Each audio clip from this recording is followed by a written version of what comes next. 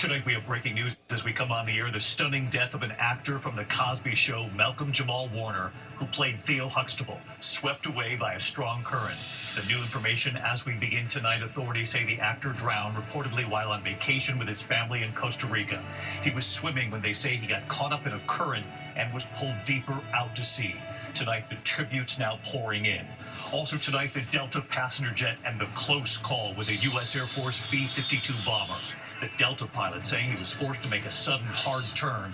Tonight, passengers described the plane on its side. They could see the ground. Tonight, the life-threatening heat, more than 90 million under heat alerts at this hour. In New York City, the high 90s by week's end. It'll feel above 100. And the storms tonight across several states moving east. The rescue this evening, a woman found clinging to a tree. Ginger Z standing by with the forecast. Just in tonight, the disturbing new video obtained by TMZ showing the moment police say a driver intentionally plowed into a crowd. What led to this moment? And authorities now say it was a miracle. No one was killed. Tonight, after President Trump told the Attorney General that the Justice Department should release some of the grand jury testimony in the Epstein case, the White House tonight is asked why not release the full Epstein files. Tonight in upstate New York, the father who reported his 9-year-old girl was kidnapped, leading to an Amber Alert. Tonight here, the sudden turn in this case and the little girl's last call to her mother. The horrific images of fighter jet crashing into a school, at least 20 people killed, many of them children, and students rushing to help. Tonight, Israel expanding its operation into Gaza, dozens of Palestinians reportedly killed while seeking aid. Just days after the church the late Pope Francis would call daily was hit as well. Back in the U.S., the deadly shooting of a top college football recruit, just 18 years old. He was a freshman. Tonight, we remember a well-known actor who appeared in more than 70 TV shows. And the world's top-ranked golfer, the big win, the big moment for his little guy, his 14-month-old boy, stealing the show. From ABC News World Headquarters in New York, this is World News Tonight with David Muir. Good evening, and we begin tonight here with the breaking news, the stunning death of actor Malcolm Jamal Warner, known by millions of Americans who watched The Cosby Show, of course. He played Theo Huxtable. Tonight, authorities say the actor was reportedly on a family vacation in Costa Rica, swimming when he got caught in a strong current, and they say he was pulled out to sea. Malcolm Jamal Warner played the only son on The Cosby Show among 4 sisters. So many Americans watched him grow up on that show. He went on to act in dozens of other TV shows and films, and he won a Grammy as well. Tonight here, the heartfelt words pouring in, the touching words from the actor himself, what Malcolm Jamal Warner once said about life and about death. Here's ABC's Victor Kendall leading us off. Tonight, tributes are pouring in for actor Malcolm Jamal Warner, right there, who charmed TV audiences for years as the lovable Theo Huxtable on The Cosby Show. Police say the 54-year-old died in an accidental drowning off Costa Rica's Caribbean coast, where he was reportedly on a family vacation. Investigators say Warner got caught in a strong current while swimming, and that beachgoers tried to rescue him, but it was too late by the time first responders reached him. you cannot joke around when it comes to a woman like Lana Herman. Okay.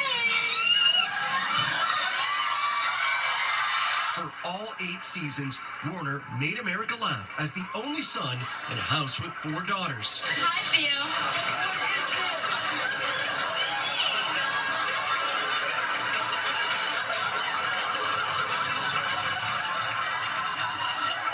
Is this my shirt? Is this the shirt I paid $30 for? Is this the shirt there's a bullet thing as a Morgan Gartrell? Warner went on to act in films and dozens of TV shows, from sitcoms like Malcolm and Eddie and Read Between the Lines, to dramatic roles in Sons of Anarchy and The Resident. This baby needs surgery in the next few hours. Warner even winning a Grammy for Best Traditional R&B Performance. It made me realize that His most recent project, a podcast looking at the experiences and identities of blacks in America. Years after The Cosby Show, Hi. Warner said he was proud of the life he made after that iconic role. This your brother? No, he's my boyfriend. I've had such an awesome life. You know, I've got my ups and downs and all of that. But, like, if I die tomorrow, I know I would go with a smile on my face. I know I haven't wronged anybody. I have peace of mind. And for me, you can't put a price on that. And David, the heartbreaking reaction tonight. One of Warner's co-stars, Tracy Ellis Ross, saying he made the world a brighter place. And actor Jamie Foxx writing he is speechless on this one, adding, "Rest in power, my brother." David? He was so joyful and he brought so much to that show. Victor Akendo leading us off tonight. Victor, thank you. We turn now to the terrifying moments for passengers on board a Delta passenger jet after a close call with a U.S. Air Force B-52 bomber. The Delta pilot saying he was forced to make a sudden hard turn to avoid the bomber. Passengers now describing the plane on its side. They could actually see the ground. The incident under investigation tonight, and the Air Force now confirming a B-52 aircraft did conduct a flyover of the North Dakota State Fair at the time of the flight. Here's Gio Benitez. Tonight, the FAA and the Air Force are investigating how a Delta regional jet coming in for landing at Minot International Airport in North Dakota got on a collision course with a B-52 bomber. It's unclear how close the two jets came to each other, but the military jet seen here had its location turned off and was executing a flyover at a state fair about half a mile from the runway. Moments later, you can see the Delta flight operated by SkyWest on approach with 76 passengers on board. The pilot telling passengers he had to perform an aggressive maneuver to land the plane safely after that military aircraft became visible in their flight path. For those of you on the right-hand side, you probably saw the airplane kind of sort of coming at us. Nobody told us about it. So given his speed, I felt it was the safest thing to do to turn behind us. This is not normal at all. Monica Green was on that flight. All of a sudden, we just kind of jerk really hard to the right, and it goes from like this to just like almost sideways completely. And we're like looking out the window and facing the grass. The tower either failed to communicate or the B-52 crew failed to communicate that they were going to be cutting across the runway center line. And so this was obviously quite a shock for the pilot of the regional jet to see this massive, fast-moving B-52 coming across his flight path. And David, it is critical that we find out exactly what happened here because, of course, it was just 6 months ago when a military helicopter collided with an American Airlines jet, killing all 67 people. David. Gio Benitez, our aviation correspondent. Gio, thank you. Now to the life-threatening heat. More than 90 million Americans under heat alerts. In New York City, for one, it'll be in the high 90s by week's end. It'll feel well above 100. And the storms tonight across several states at this hour moving east. Look at this dramatic water rescue in Kansas City, Missouri. A woman clinging to a tree in Indian Creek. First responders arriving by boat right there. In Maine, the moment a roof was ripped off a house, nearly hitting a driver in this car right here. Chief Meteorologist Ginger Z tracking it all on a Monday night for us. Hi, Ginger. Hi, David. We've got a severe thunderstorm watch from Billings, Montana, right to the state line of South and North Dakota, parts of Wyoming, too. Then you see that flood watch along the Nebraska-Kansas state line. Those storms are producing 1 to 3 inch per hour rainfall rates, so watch that just north and west of Kansas City. And Ruidoso, New Mexico, once again in a flood watch today and tomorrow. Then we've got to talk heat. The extreme heat warning for day 2 or 3, depending on where you are, focused in on Memphis, Little Rock, Kansas City. Look at all that hot pink on the map right down the Mississippi River. Some of the feels lights could go up to 111. You'll also notice that extreme heat watch up for Chicago. Well, that's because numbers will well surpass 100 in the feels like category. Look at St. Louis, 113. And yes, David, like you said, New York, Washington, D.C., we get it by Friday. Yeah, that heat index will be felt across much of this country. Ginger, thank you. We'll see you first thing in the morning. Just in tonight, disturbing new video obtained by TMZ showing the moment police say a driver intentionally plows into a crowd in Los Angeles. What led to the moment in Hollywood?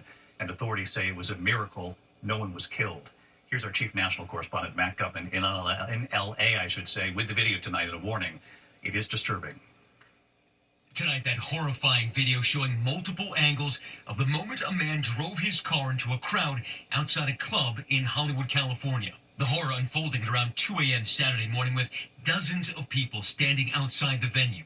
According to the LAPD, the suspect had been kicked out of the club, drove away, then made a U-turn onto the sidewalk. The vehicle struck a food cart and then came to rest at a light pole. It was an intentional act.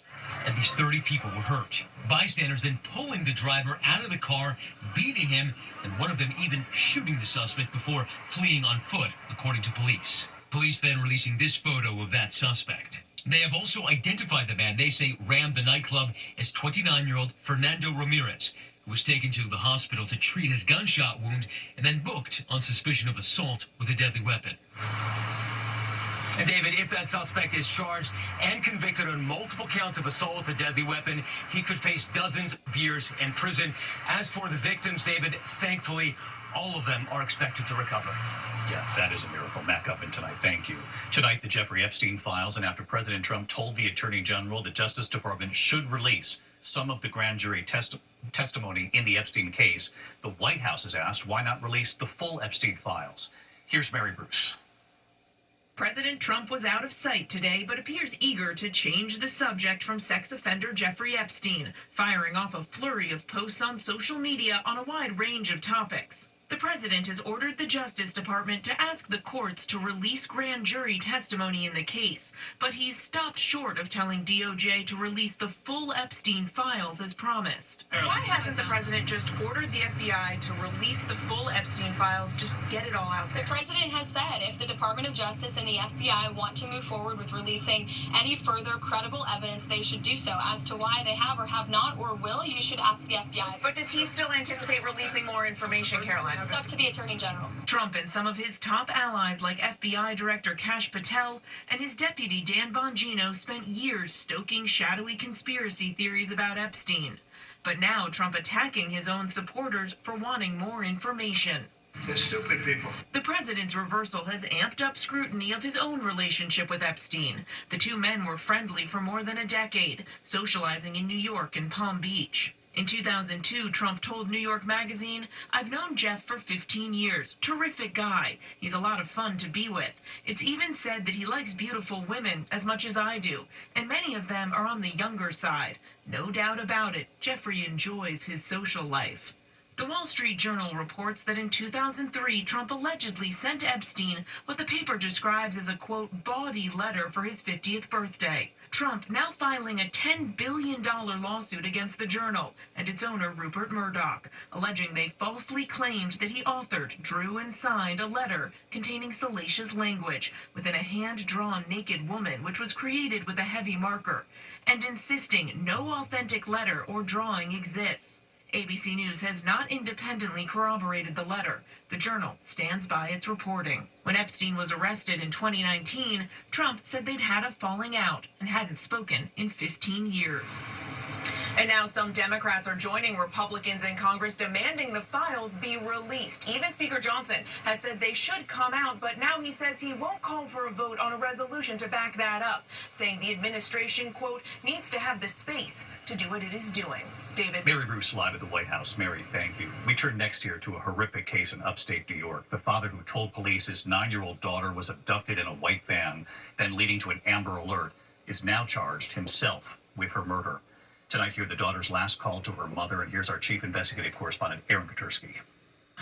Tonight, this father is in custody, charged with killing his 9-year-old daughter after telling police she had been abducted near Lake George in upstate New York by a stranger in a white van. Email was taken approximately 15 minutes ago. We believe it was the exit 22 rest stop. They stopped for a bathroom break for her. Police issued an Amber Alert Saturday night, but say they quickly determined Luciano Fratolin's story did not hold up. Melina Fratolin was found dead Sunday morning in a remote pond. The two had been driving home to Montreal from a seemingly normal vacation in Connecticut and New York City. At about 6:30 p.m., she spoke to her mother on the phone and told her she and her father were en route back to Canada. The child appeared to be in good health and did not indicate she was under any duress. Sometime after that phone call and her father's report about an abduction 3.5 hours later, police say Fratolin murdered his daughter. Melina lived with her mother, who was estranged from the father. Police say the mom had not been worried about the father-daughter trip. No word on a motive tonight, David. Police said the father has no criminal history and no history of domestic violence. He's charged with murder and concealing a corpse. No comment from his attorney. David? Aaron Katursky with us here. Aaron, thank you. Overseas tonight to the horrific images of tonight, a major turn in the missing child case that shook New York City and the nation, the disappearance of Eitan Pates, one of the first children to appear in a milk carton. A federal appeals court today overturning the conviction of Pedro Hernandez, ruling he should either be retried or released from prison. Hernandez confessed to luring the 6-year-old into a basement in Manhattan and killing him in 1979. His body was never found. The court finding the trial judge's jury instructions prejudiced the verdict.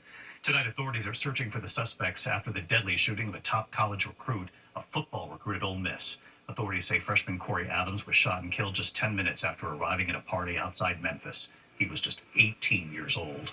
When we come back tonight, we remember a well-known actor of more than 70 TV shows. To the Index, we learned today that actor Tom Troop has died. His career spanning decades, movies, TV, theater, more than 70 TV shows, including the original Star Trek and Mission Impossible. A Korean War vet, he received the Bronze Star for his service. He was 97.